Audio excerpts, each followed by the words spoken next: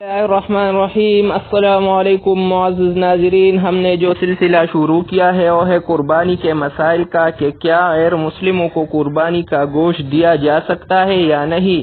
تو اس سے پہلے ہمارے چینل کو سبسکرائب کیجئے اور بیل آئیکن بھی دبا دیجئے تاکہ ہر نئی آنے والی ویڈیو آپ تک پہنچ سکے۔ تو قرآن کی آیات کا مفہوم ہے، جن لوگوں نے تم سے دین کے معاملے میں جنگ نہیں کی اور نہ تم کو تمہارے گھروں سے نکالا، ان کے ساتھ بھلائی اور انصاف کا سلوک کرنے سے اللہ تمہیں منع نہیں کرتا۔ اللہ سبحانہ و تعالی تو انصاف کرنے والوں کو پسند کرتا ہے۔ یہ سورہ الممتحنہ کی 8 نمبر آیات ہے۔ تو اس سے یہ مسئلہ ثابت ہوتا ہے کہ قربانی کا گوشت صلحجو اور پرامن غیر مسلموں کو دینا جائز ہے، البتہ فتنہ باز اور نقصان پہنچانے والے غیر مسلموں کو قربانی کا گوشت دینا جائز نہیں۔